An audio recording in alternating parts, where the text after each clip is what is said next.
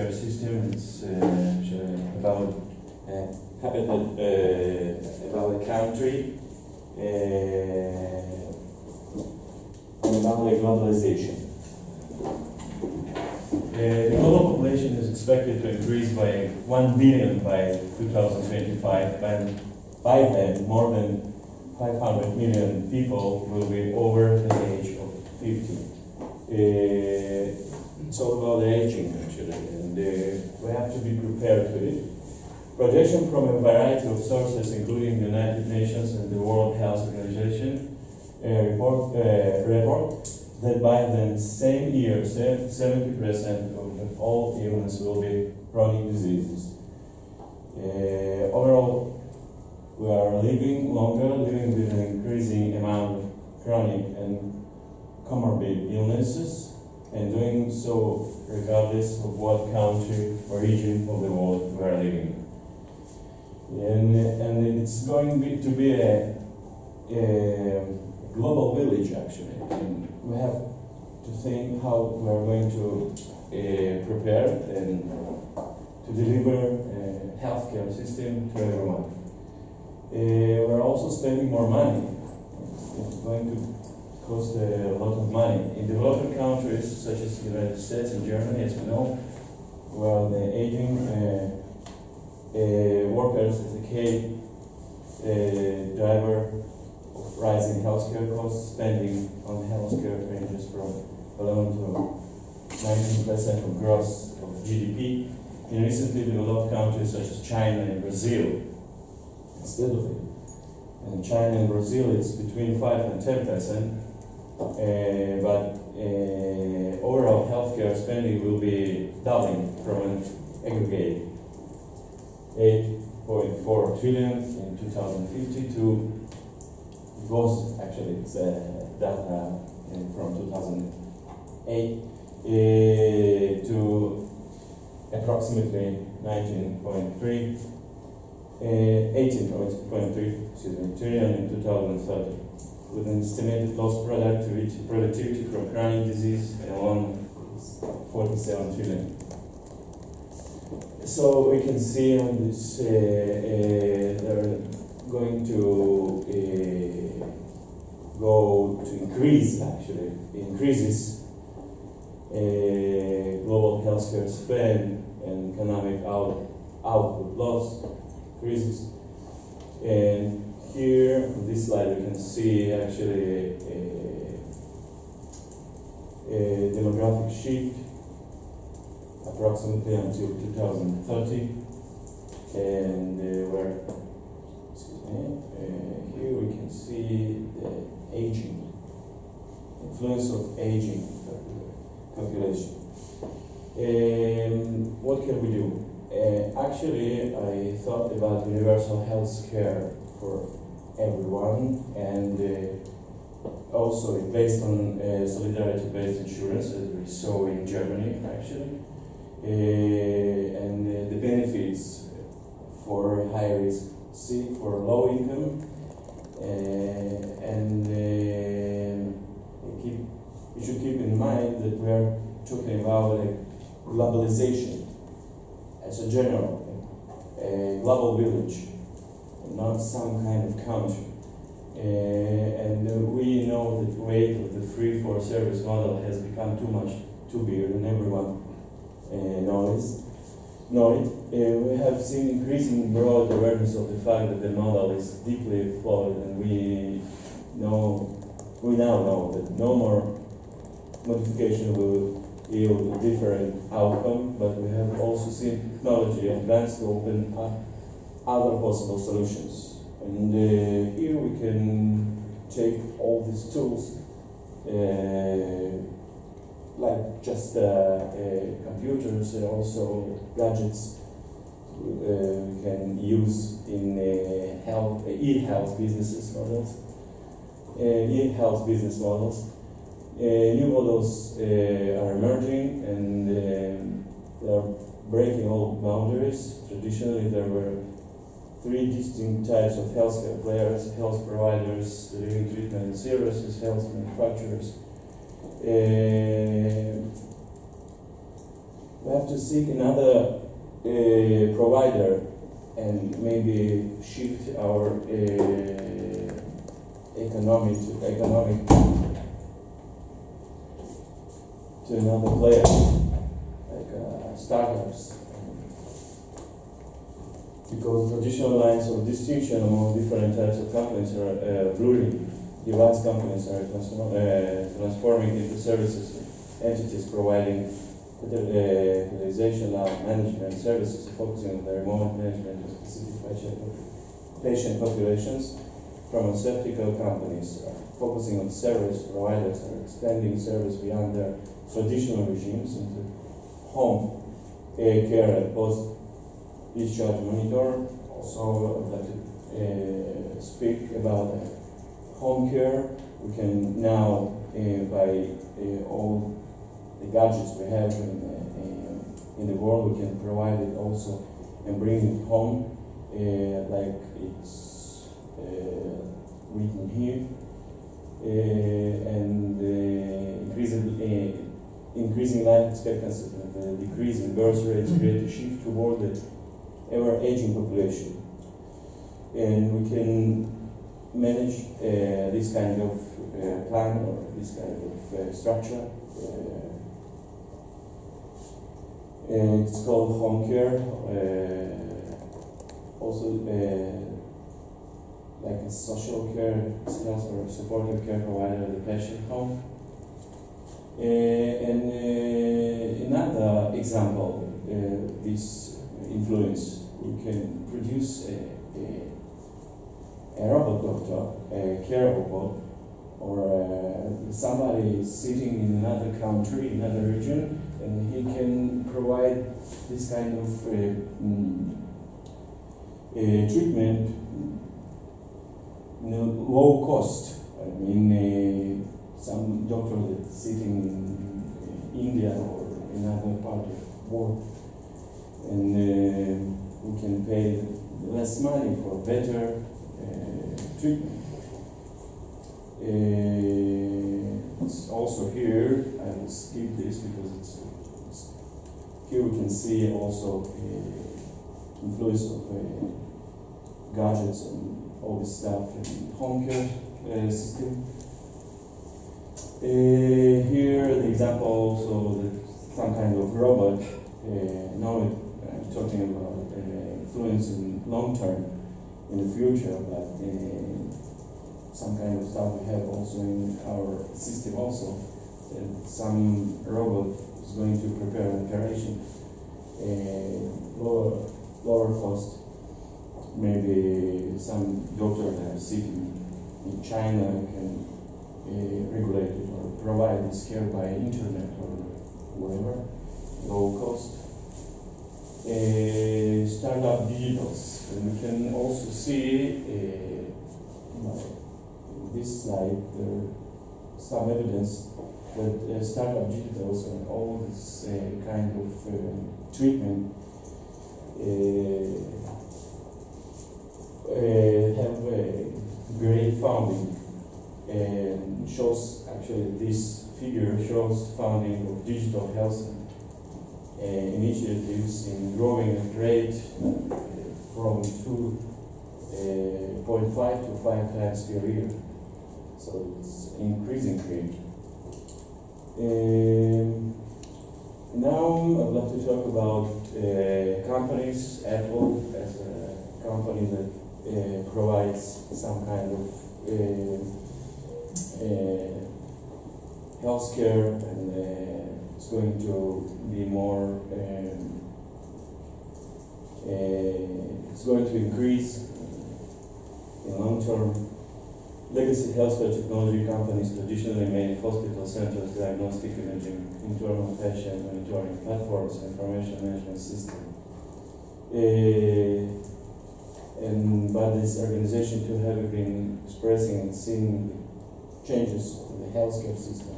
As a result, they are now trying to bridge from the position in the hospital and outpatient settings toward the broader home and remote context, where more care will be delivered and the health maintained and improved. And there are some kind of examples here, also about Philips or Apple or Samsung. And the model is the new health digital model. The value they deliver is the need for the product or service being sold and delivered. The recipients, the cost actually the cost is going to be low, and the methods and from its value we can improve the value also. Patient's necessary level of engagement, the patient's use of sets of engagement services, adherence to a regime for a period of time, or use of remote sensor monitoring to achieve the value of outcome. The basis of a competitive differentiation, they also can compete. Incremental increase in the value of the patients realized compared with other offerings in terms of outcomes, ease of use, relative confidence, or other factors. And who pay for the value? The customers, for example, and we are going to have we're going to have a competition between providers of these services in global on the global level. They can compete, and there is trillion of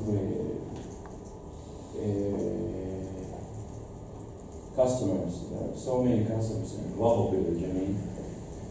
And they extend to reach the companies occupied in different gates itself as a better operation of this value, centric environment, value of outcomes, the total composite of therapeutic benefits and services are realized and ensure benefits, the basis of differentiation and competitive insulation.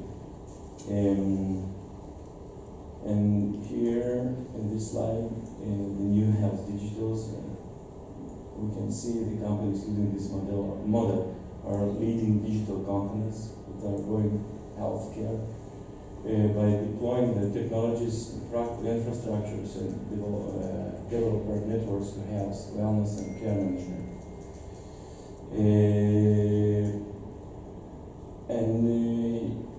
It's unstoppable actually. The healthcare going digital. New health digitals use their technology expertise and scale to enable service, often operating independently or in conjunction with around the patient and value innovators companies above. We're seeing two primary variations of this business model. The first is digital healthcare, or consumer and infrastructure focused technology, like I said, Google, Apple, or another company that are now placing a major focus on healthcare service. And to me, it is unstoppable. It's kind of, I know I'm talking about the future, but in long term, what is going to happen? These companies are providing service in the digital world in a manner that leverages technology to become more intimate with the patients and their conditions. Combined with intimacy with digital technology can disrupt many of the traditional healthcare companies and can shift to another dimension, functions of, for example, functions of discovery, development, product launch, fulfillment, and service. So in the last one slide, as we saw in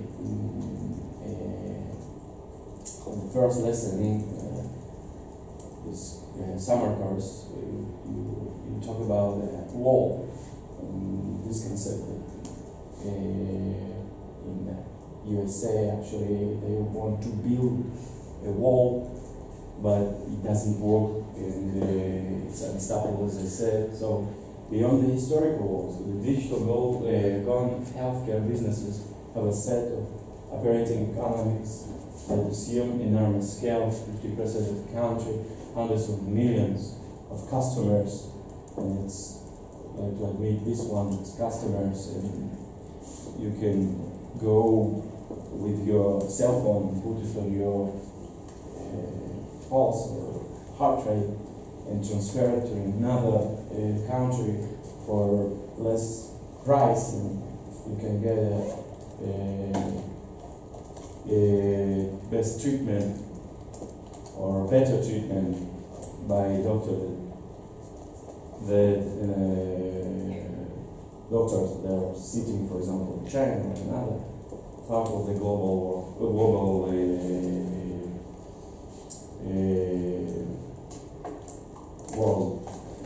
Their economics are equally digital, that they can assume an asset-free business model. They come from a focus on their patient as a consumer, and they believe in the improvement and protection of that consumer, giving the patient the power, authority, and confidence of an expert. They provide digital infrastructure and tools that enable clinicians, health providers, and risk managers to extend beyond the historical walls and spheres of influence to remote settings where costs are lower, depends on the customers, millions of customers. Costs are lower and patients regularly spend their time. The digital gone healthcare set is deeply disruptive, and the healthcare gone digital set is strongly transformative. Sources, I took this idea from actually this book. It's Healthcare Disruptive Next Generation Business Models and Strategies by Elton Jeff. It's a very interesting book. So that's it. Thank you. Questions for Ilya? Before exam, Yeah, there no. So, just one observation that I would like to make. I don't think we talked about this, so let's just take a minute and then we'll move on. If you are a citizen of Germany and you get a job in France, how easy is it for you to move from Germany to France? Today, very easy. Very easy. Very easy, okay? Or Italy, or Switzerland. EU, okay? So, you're in France, you're a German citizen, and you get sick. Who takes care of you? The French healthcare system or the German healthcare system? You're a German citizen in France. I don't think we talked about this. Who do you get the care from? Where you are. I mean, so if you're in France, you're going to get it from the French healthcare The system. French healthcare system. But the German healthcare, the Germans pay. Right. Like, I think I assume, I'm not 100% sure, but it's because they probably still insure with their German insurance, so the German insurance can pay for treatment in France, I would say. My understanding is that there is no billing between the two countries. So France pays for it. France absorbs those costs. Where you pay your insurance, I'm not sure. I assume your employer is going to pay into, so your French employer is going to pay into the French healthcare system, and you will get coverage in France, even though you're German, okay? So the point out of this is that this is a model that Ilya is really talking about of globalization, isn't it? Okay. Now you've talked more about the digital and the technology innovations that will occur. But I think this is a very interesting model that shows you how the EU is working together to make it this so-called village. Okay? And as we talked about just a bit earlier this morning, this model has been adopted in the EU through the Bologna process, where you can be a German citizen and go to school in France. because they've standardized the education, okay? And they want people to go back and forth. They want them to have their national identity, but they don't want that national identity to inhibit them from cross-fertilizing, from going from one place to another. That's a demonstration of globalization. And with the agreements that the people in the EU have amongst the countries, they're taking care of the healthcare for people. One of the challenges that the British are going to face, that they are facing, one of the challenges the British and the Europeans are facing, is how to deal with Europeans, EU citizens, who are living in Great Britain after Brexit, right? Because are they going to lose their health insurance? Are they going to become citizens of are they going to retain their EU citizenship, or are they going to become citizens of the UK? These are one of the thousands of issues that the British are going to have to deal with. Okay, it's time for the tests. Okay, time for the test. So let me just turn the camera on. I'm gonna run to that. Yeah, there's no